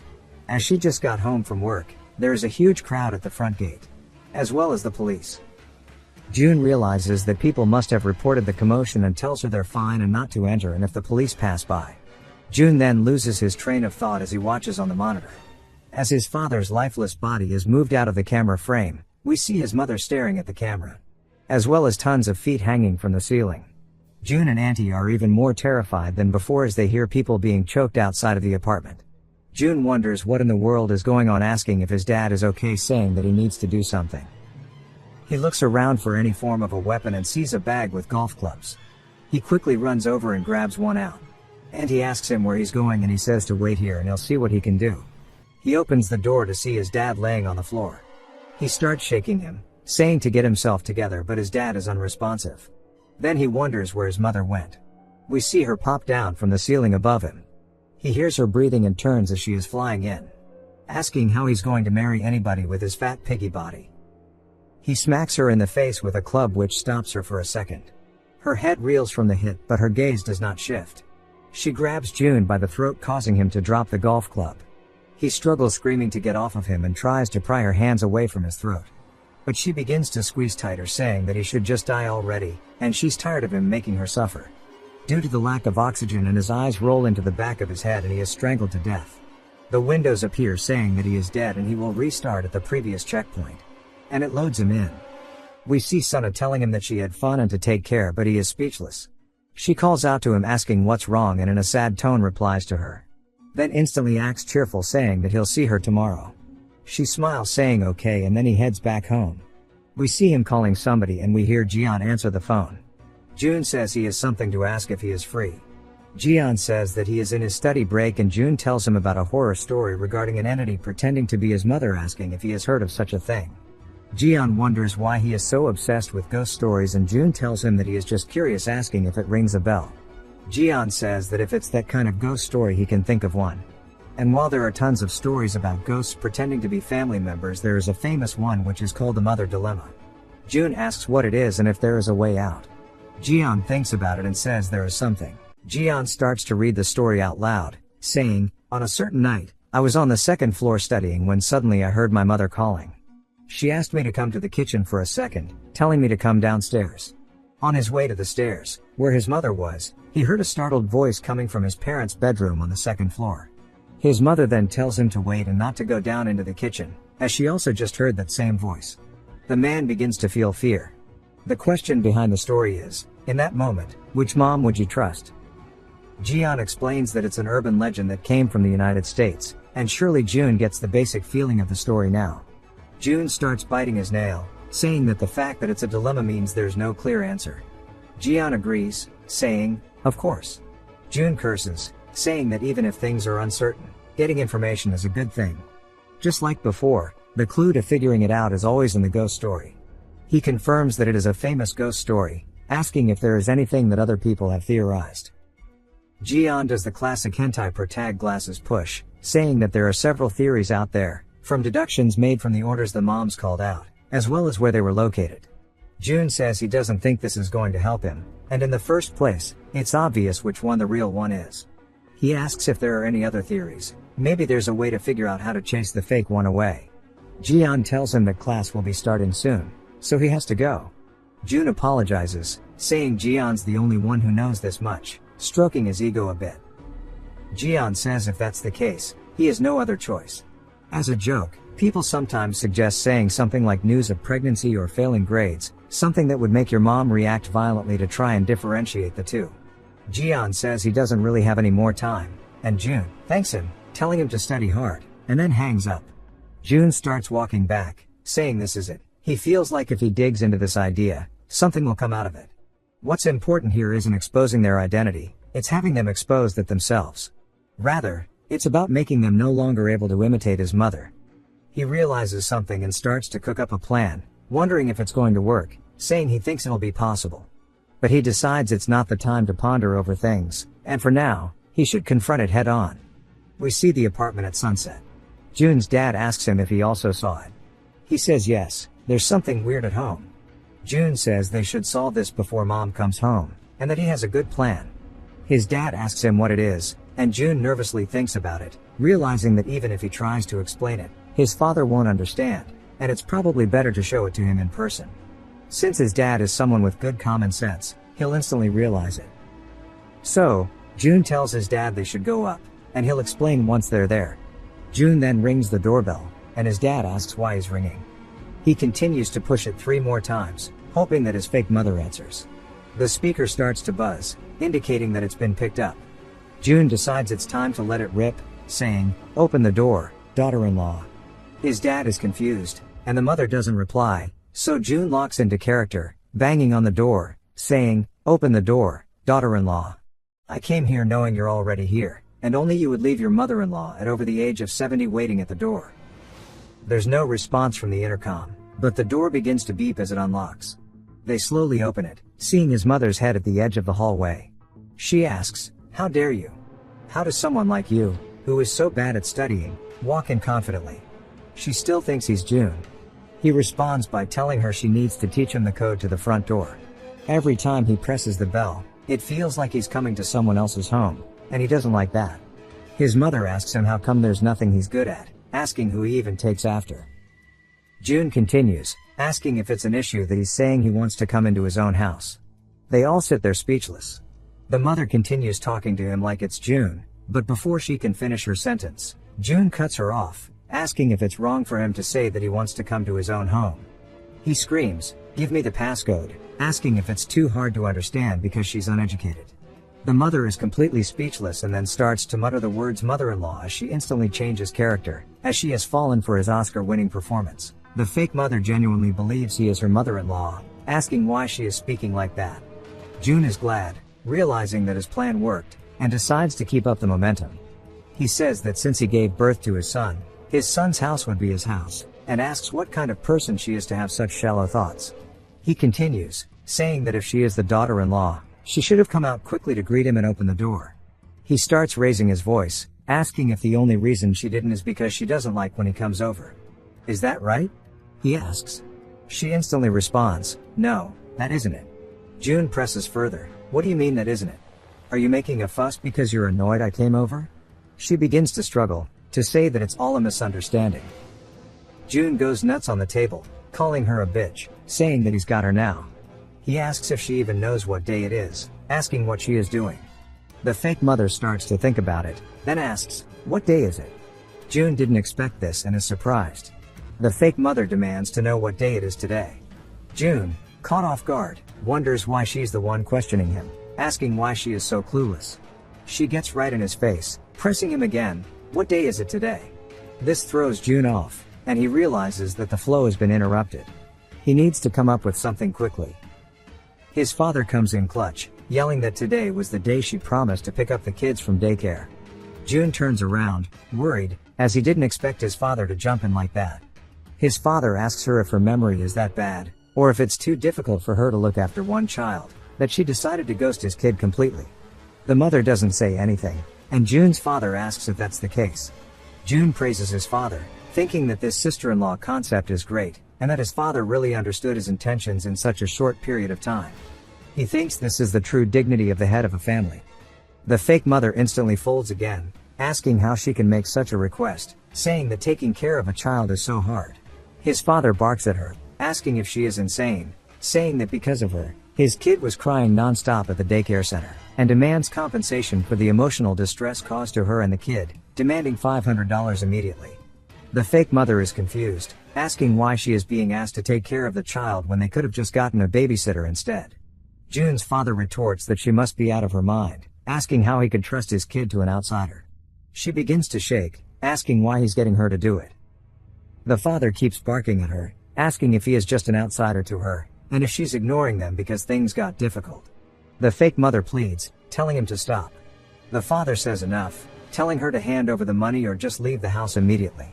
The fake mother asks why she has to leave the house, and June also chimes in, asking if she genuinely doesn't know why, reminding her that it's his son's house, so it's effectively his house, calling her a bitch again. The fake mother is at a loss, and June points to the door, telling her to leave right now, saying that he doesn't even want to see her face, and that she can go back to her parents' house, as she's always asking to go visit them. He tells her to leave and get the hell out of here right now. His father joins in, also telling her to go back to her parents' house and leave. They both start chanting, telling her to go back to her parents, and she starts to stutter, overwhelmed by the pressure. This continues as she starts to clutch her chest, struggling to say something. She begins to shake as they ask why she's not leaving. Then she lets out a scream, and her head begins to glow, as her skin begins to crack, while a bright light comes out, she vanishes into the air. Jun and his father are both shocked, seeing that there's nothing left, and Jun begins to sweat nervously. He turns back to his dad, who is also sweating, and they share a moment of understanding. Jun locks eyes with his dad, and they share a celebratory high five that echoes through the room. Suddenly, the door begins to buzz, and they both wonder if the ghost has come back. As it opens, they hear his mother saying, "Oh my," and she wonders why they are both standing in front of the door. They look back at each other, then instantly hug her, calling out to her. She asks what happened for them to be acting like this, and comments that they are being a bit creepy. A status window appears, saying Jun has come across and survived a B-rank ghost story, and he has earned 15 ghost story points. He falls onto his bed, letting out a long sigh. Due to exerting great wit and repelling the mother's ghost, he has earned an additional 70 ghost story points, giving him enough to roll for another ability. He says he's got it, but he's tired of the spam, and just wants to sleep as he closes his eyes and knocks out. He then starts to have visions of the Demon King, as a scroll appears saying that the Demon King proposes a truce, asking if he will accept or not. As Jun stares out the window, he glances over to his left and sees a man on his hands and knees, pleading with him not to do it. The man begs him not to follow through with it. Jun looks back to his right towards the Demon King. While staring at the window, he says he's sorry and that he must have always been a bastard like this. He then accepts the truce with the Demon King. The man in his dream starts screaming at him, and Jun suddenly wakes up, wide-eyed and sweating nervously, wondering what the hell just happened. He wasn't even looking at the screen. Based on his stats, we see he has a casualty rate of 7% and over 100 ghost story points. He realizes he was so tired that he fell asleep without washing up, but that dream was very different from the nightmares he usually has. Now that he has 100 points, it means he can unlock an ability. He recalls that he unlocked the Goddess of Luck last time, and that the skill activates at the moment when he would receive the most benefit. Yesterday, he was definitely on the brink of death multiple times, and if it didn't activate even then, he wonders what sort of crazy situation it needs. He decides that he'll notice it once it comes out, as the activation is automatic after all. What he needs to worry about now is whether he should pull for an ability or not. Since he doesn't know whether he'll use it or not, he wonders if he should just leave it. He heads to school, still thinking about it in the hallway, and then spots something in front of him. We see him calling out to Sana. He's surprised that she came early today, and she laughs, saying it's because she slept on time yesterday. He says it must have been because they played around, but that doesn't mean he'll be able to go and play with her every day. He glances over, seeing Haeun sitting beside her. Now that he thinks about it, he didn't speak to her in this last attempt, and for some reason, it feels like she's going to apply to the reading club, as that's all he ever sees her doing. A window appears, saying his understanding of her has increased by 5. Then he hears Damien calling out to him from the doorway in a creepy tone. Jun turns, a bit nervous, and Damien tells him to follow him for a moment. Jun realizes that the time has come. In the teacher's office, he asks how it went. Damien sighs, asking if Jun really thinks a ghost story club would get permission. Jun cringes, thinking as expected, it didn't work. But then Damien says if that's what he thought, then he'd be correct. Jun is mega confused, asking what he just said. Damien smiles, saying that the club was accepted, as the school is generous regarding club activities. Jun is happy, but Damien tells him that because they were missing a member, it ended up being rejected. Jun is mentally checked out now. Damien laughs at him, asking what kind of expression that is, and if he really thought he'd get permission when they didn't have enough members. Damien continues laughing, saying his belly is hurting and he might actually die from laughter. Jun is still lost, get this boy a map, wondering if Damien has always been this type of character. Damien stops himself, saying that was a great laugh, but then admits it was just a joke. Actually, there was one student who didn't hand in her application, so he got permission after he put her on the list. Jun asks if that's really true, but Damien immediately tells him it's just a lie and starts laughing at him again, saying this is too damn good. As Damien laughs, Jun decides he'll just go, but Damien tells him to wait, admitting that it actually wasn't true, and this time it isn't a joke. He hands Jun a note, telling him that the approval for the Ghost Story Club has been received. Jun grabs it worried and looks at it, wondering if it's another joke, but we see that Jinhee has been added to the list. He is surprised by this, wondering how she got on there.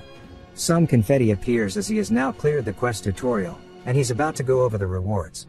He is now the president of the Ghost Story Club, and the rewards include the managed club menu, 10 Ghost Story points, and a club room. The club room has been automatically added to the school. June is happy, saying he finally did it, and that he cleared the quest. Then he thinks about it for a second, telling Damien that he should have just told him it was approved from the start, asking why he kept teasing him.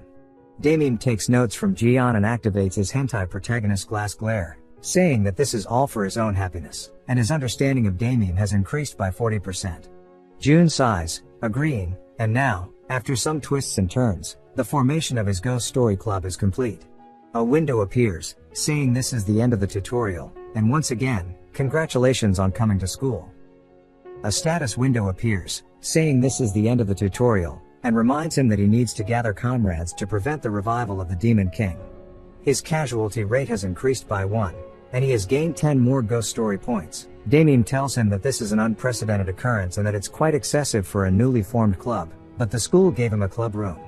June is surprised, saying that he already knew through the system, but he didn't expect it to already be applied. Damien continues, saying this is quite peculiar, as they discovered a room on the 5th floor they weren't using. A student who was cleaning in the morning found it. The thing is, no one knew such a room existed. Even though he joined the school 10 years ago, he didn't know about it either. He wonders how this happened. Damien adds that for the new room to coincidentally go to the new Ghost Story Club, he was a little envious, so he messed with June a bit. Damien then says that it'll be homeroom soon, so June should head back to class. Back in the classroom, Jian and Suna ask June if the club was accepted, both looking hopeful. He didn't expect them to be so invested but decides to mess with them by letting out a long sigh and apologizing, saying that the club application was approved.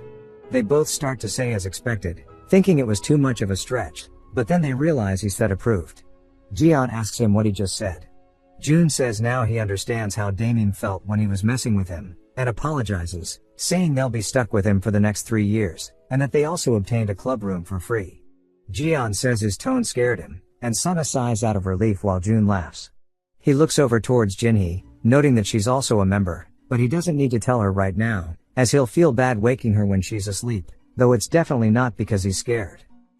They go up to the 5th floor to see their room, and they're all surprised to find it locked. Jian says they should have expected this and suggests they ask the teacher for the keys. June says the teacher probably already left. Jian notes that the official start of club activities is tomorrow anyway, so it's unfortunate, but they'll have to go back. Sun is sad because she wanted to see the club room. A window appears, and June glances down at it, asking if he'd like to open the club room. As they both leave a little sad, they hear the door open and turn around, and June wonders how he's going to explain this. He tells them the doorknob was just a little worn out, and he turned it really hard, and it opened. They are instantly excited, and they enter the room, turning on the lights. Seeing a table with 7 chairs, they're all surprised that the room hasn't been used in years, yet the inside is extremely clean. Jian still can't believe they have such a nice room, saying June must be quite resourceful to get all of this as a new student. June laughs, saying he was just lucky. He glances back down towards the system window and sees that the club management system is now unlocked, saying he expected this much. He decides to check it out, raising his finger to open it. There are 4 options: a status window for the club, manage members, and club settings, also shop, but it's locked. He sees that the club can level up, needing 100 points to do so, and that he can apply an ability to the club. He wants to test it out right away, but since he doesn't know what will happen, he decides to do it when no one else is around. He clicks on manage members to see they also have a leveling system, saying he thought it was game-like before, but now it really makes it surreal.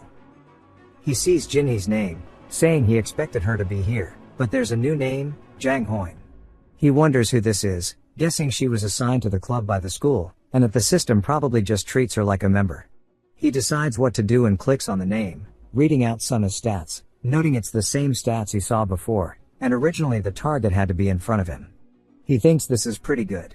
It seems like a lot was added because his understanding increased, and he decides to check it out later at home. He wants to look at the store as well, but since it's locked until he reaches level 5, he realizes he needs to level up. Since it takes 100 points to increase his level, he would need to defeat the laughing woman 4 times, which seems quite AIDS. Suna calls out to him, asking what activity they'll be doing tomorrow. Jian's curious too, asking if he's thought of something.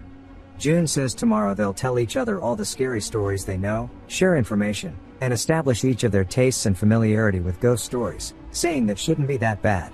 Sun is excited, and Jian can't wait to show off his ghost story knowledge. They all decide to head back home. It jumps to Jun's apartment, where he decides to look back at the window, saying he should check out the status window now that he's home.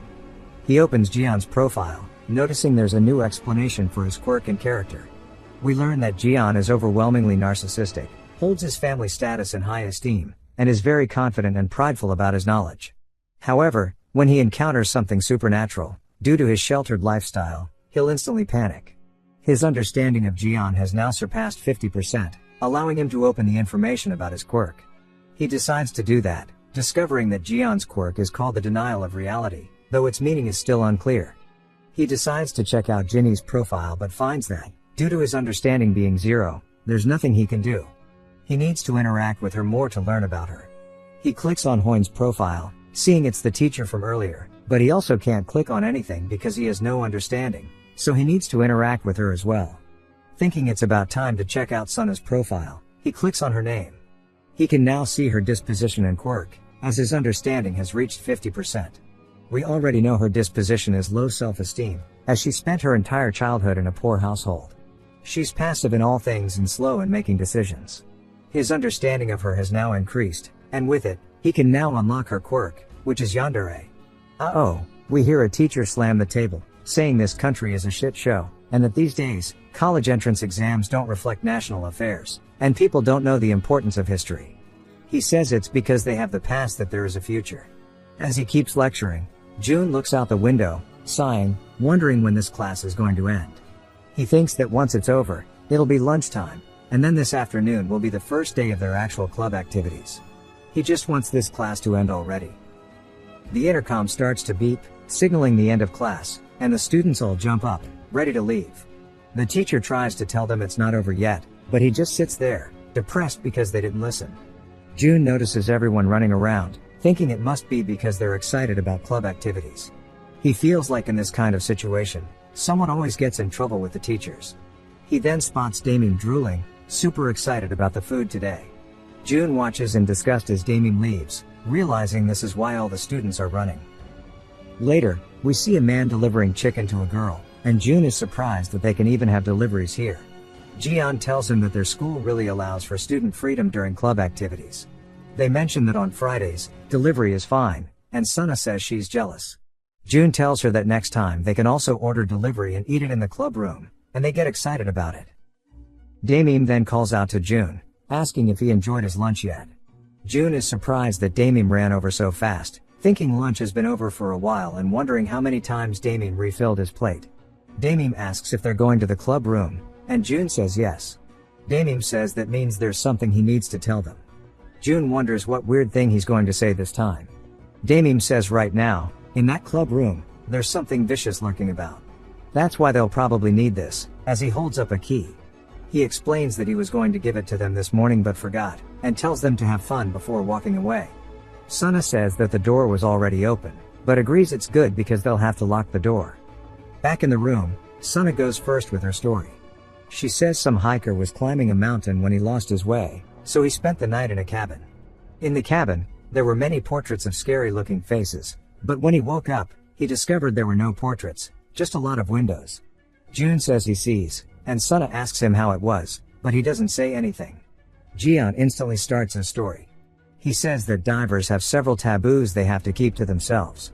Besides some of the more obvious ones like never going into the ocean when it's raining, they have one taboo in particular that's very unusual: never touch an upright corpse.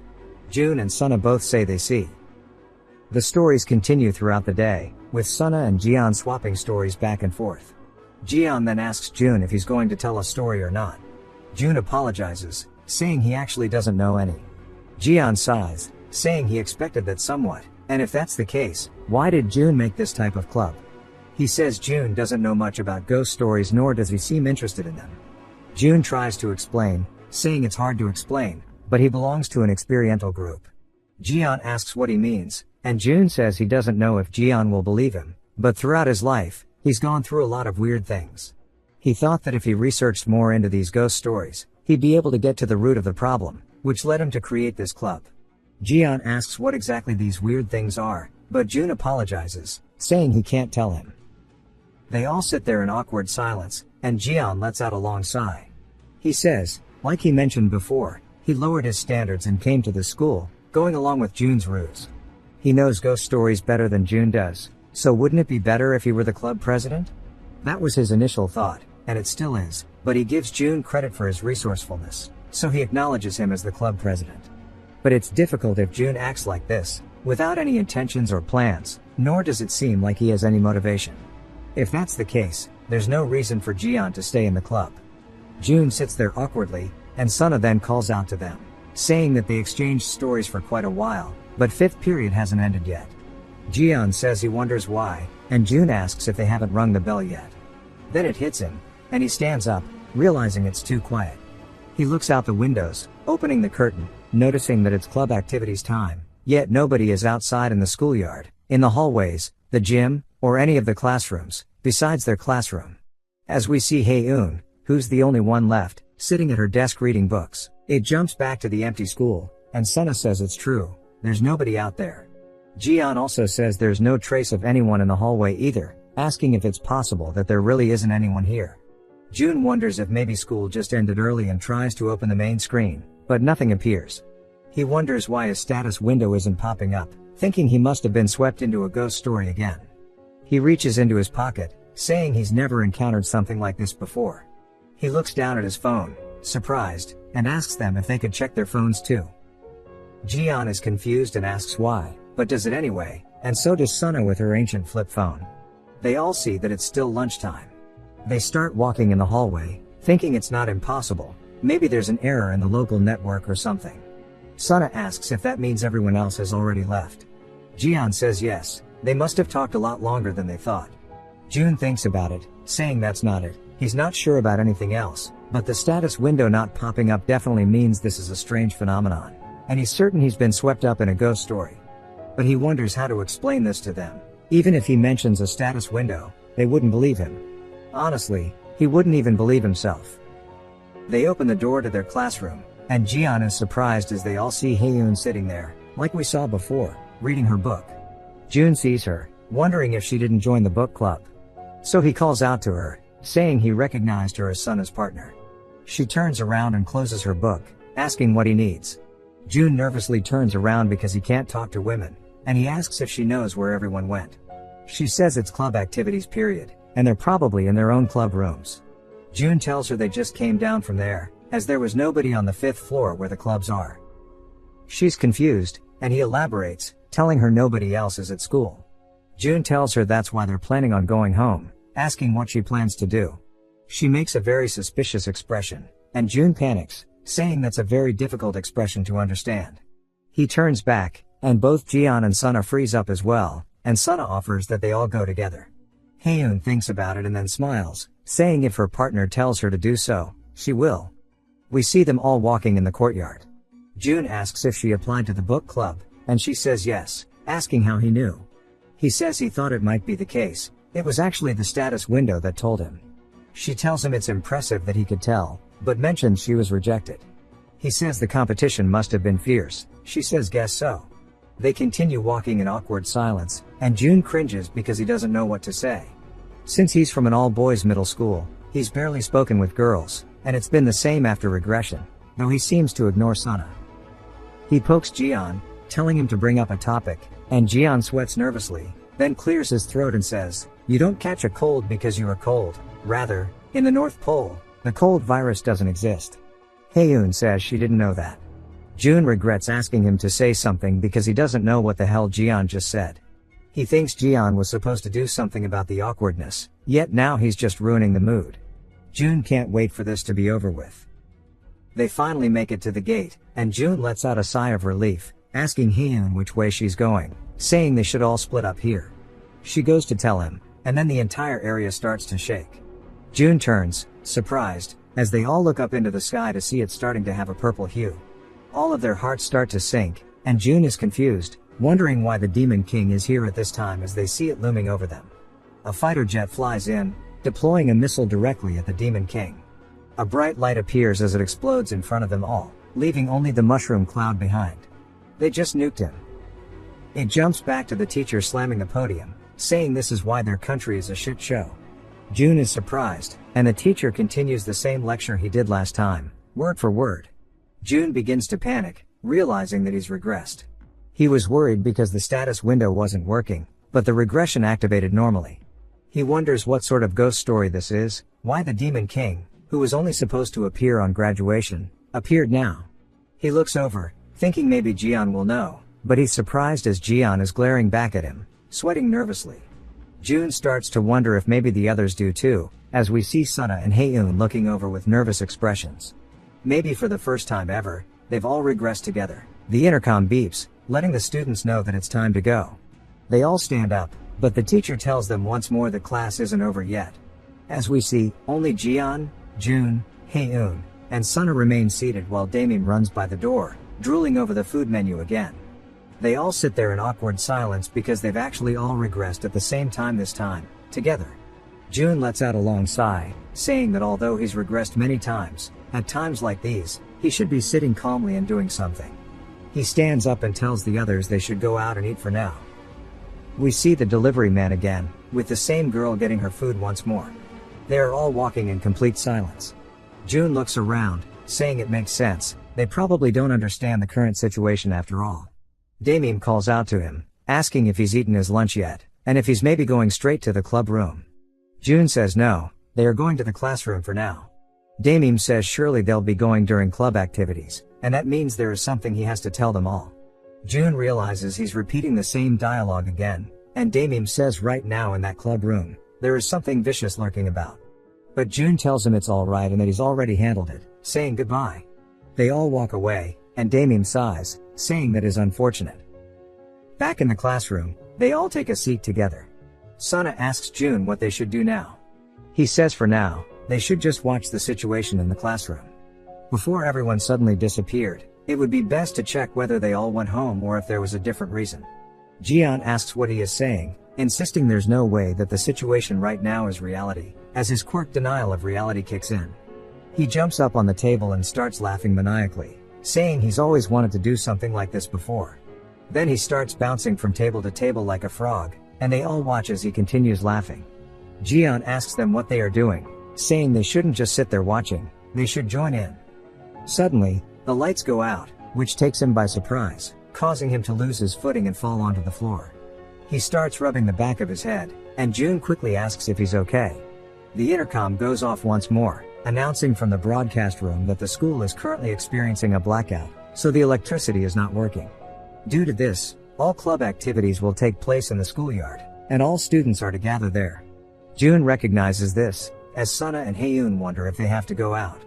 But June yells, slamming the table, saying they can't. Jian looks over and asks why he's acting this way, and why his face is so serious, and if he's caught onto something. But before he can finish, his head begins to swell up and explodes like a zit. They all watch in horror as their own heads begin to swell up, popping like zits, killing them. It jumps back again to the teacher slamming the desk, repeating the same speech as the last two times. When he reaches the future part, June stands up, telling his teacher that he has to go to the bathroom. In the men's room, he cuts the sink on and lets out a long sigh, saying he didn't think the broadcast ghost story would appear again like this, and he can't seem to figure out what's going on. He wonders how he should begin approaching this and opens the door to see Sana and Haeun waiting outside. He asks why they came, and Sana nervously starts to say something, but Haeun finishes, saying they've noticed that he's been strangely calm about this from the beginning, almost as if he knows something. June begins to sweat, thinking that normally, most people would react like how Jian did during the club activities. However, since everyone has already experienced strange phenomena twice, they might be able to accept his story now, no matter how unreasonable it may seem. He gulps and then begins to tell them about what's happened so far. June tells them that he's experienced situations like this several times before. During the club activities period, when he mentioned being part of the experiential group, he was referring to situations like this. Sana then asks if that means he knows what they have to do right now. June shakes his head, saying no, truthfully, he doesn't know much about this either. The only thing he's certain about is that even if they die, they return to the past, and that ghost stories are becoming a part of reality. Sana looks worried. The intercom begins to beep again, and June looks up, telling them that it's time to go. Sana asks where. He says if they want to solve their current situation, they need to know what ghost story they are caught up in, and they need Jian. Back in the classroom, the bell rings to let all the students out, and they start running, singing that it's lunchtime and today's menu has donkasu. Jun comments on how the hallways are always packed, and then Damien appears behind him, striking a pose like in JoJo's. He says he's going to the bathroom and asks Jun if he's not going to lunch. Damien says since they'll be going to the club room after they eat, he should take this, putting something in his hand. Jun looks down at it, wondering why Damien just gave him a butt plug. He goes to call out to Damien, who laughs, telling him to use it well, and then starts running away for lunch. Jun realizes this is different from the previous times, wondering why. Maybe it's because they met in a different location, or maybe it's due to the influence of a ghost story. For now, he decides to hold on to the item. He says that Jian should still be in the classroom, and Sana agrees, saying he probably is since he was just sitting there with his hands over his head. Jun comments that the shock must have been immense, thinking that Jian's mental is weaker than Sana's. He opens the door, calling out to Jian, but is surprised to see the laughing woman standing there, staring at the ceiling. He hoped that wasn't the case, but now she's appeared out of nowhere. However, it seems like the kids in the classroom haven't noticed her presence yet. Jun turns, wondering about Sana and Haeun. Sana asks why he's not heading in yet. He clenches his fist, telling himself not to wuss out. He's already beaten her once, so for now, the strategy is to absolutely pretend not to have seen her. He sees Jian with his hands over his face and calls out to him, but Jian doesn't respond. Jun thinks about it, then puts his hand on Jian's shoulder, telling him to get his shit together and to listen up because this is real life. They need his ghost story knowledge. Jian asks what he's talking about, and Jun says it's too long to explain, but right now they're caught up in a ghost story. He tells him to think about why all four of them turned back time when they died, why the entire school disappeared, and even why the clock stopped. He tells Jian to think about it, saying that what they're experiencing now is the weird thing he talked about during the club activities period. He should know by now that this isn't a dream or whatever. Jian looks overwhelmed, asking what kind of weird-ass ghost story this is. Jun thinks about it, then asks Jian if he knows something about it, reaching into his pocket and pulling out Damien's item. Jian looks down at it, confused, wondering what it is. Jun says he doesn't know either, but it might be an important clue regarding the situation. Jian then realizes something and begins to laugh. Jun asks him if he thought of something, but Jian tells him that he was wrong from the very beginning and that this time, he should figure it out by himself, saying he's the president after all. Jun asks what he's talking about, but then the laughing woman begins to do her thing. Jun and the rest turn around to see she's directly behind them now. Sana is confused, but during their moment of distraction, the laughing woman instantly lobs their heads off with her box cutter, launching them across the room. She continues to laugh as Jun watches nervously. Jun grabs onto Jian, telling him to spit it out, saying not to joke around and that this situation isn't a game. He knows Jian must know something. Jian tells him to prove himself as we see the laughing woman leaping at him from behind. He also gets his head cut off, and Jian tells him to try and prove himself and prove that he has the right to stay above him. Back again to the lecture from the teacher, Jun sits there with his head in his hands, wondering what the hell Jian is thinking, telling him to prove himself. He wonders what Jian wants him to do. He begins to feel very uneasy, realizing that Jian noticed something, which means enough clues were present. The status window isn't activating, and the ghost stories he's cleared before are reappearing. There's no way there would be a ghost story like that. Then he realizes something, thinking he has yet to explain to Jian what happened in detail. He hasn't mentioned the incidents he's already been through or the status window. That means this ghost story has nothing to do with that, and he needs to think from Jian's perspective. Jun decides to see it from the perspective as somebody who is not a knower. Something clicks. Jun suddenly stands up in the middle of the lecture. The teacher calls out to him as he walks up. Jun tells Jian that this place isn't reality, and Jian asks him what it is then. Jun says this is a dream, except for him, Sana, and Haeun. All of this is fake. Sana and Haeun are confused, and Jian asks him if he can prove it. Jun says yes. The teacher then tells Jun to return to his seat, saying no matter how much he dislikes class, he shouldn't call this a dream. Jun then asks the teacher what time it is. The teacher responds, saying it's obviously 316,580 o'clock. Sana and Haeun are surprised, and Jian sits there smirking as the teacher says, "Ah, I was caught." Jian explains, it's called a reality check. It's a method used to determine whether or not you're in a dream. Normally, when you're in a dream, you aren't able to notice strange things happening. That's because the brain's recognition is inaccurate. This phenomenon is most noticeable when it comes to numbers. The time definitely stopped at 11:35, and once you cover the numbers like this and take your hands off, the number changes to 573. Sana says, the numbers really did change. Jian explains, in a dream, the emotional flow feels the same as reality, but anything mathematical becomes inaccurate. June then asks, even if that's the case, why are all the other students acting like this? As they are just glaring at them. Jian says he wonders, adding that he did hear when you mention to people within a dream that they are in one, they will glare back at you with scary expressions. Maybe this is their subconscious reflecting scary images. June says he wonders. Then Sana asks him how he realized this was a dream. He asks her if she remembers the first club activities period. She says yes. He says if you think about it, that was when things started getting weird.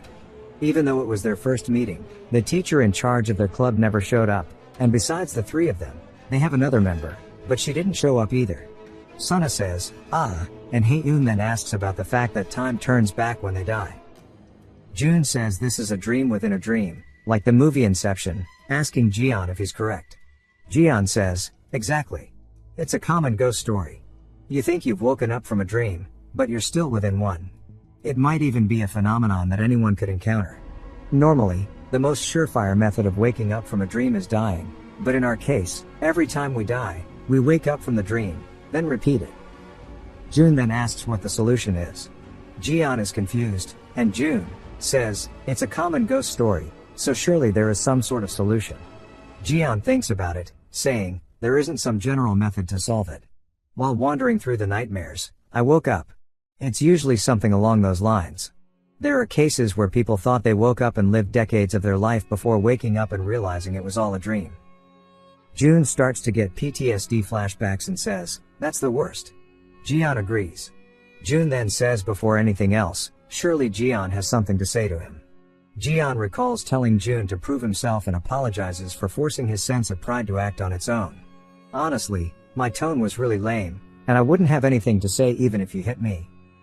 June tells him, you are right, and Jian sees June starting to take his jacket off, putting it behind him, telling him to take his glasses off. June says he just wants to give him one good hit. If you've watched till the end, comment, Salamander, to let me know. Subscribe for more videos like this, leave a like or a comment to help the channel out. Thanks for watching.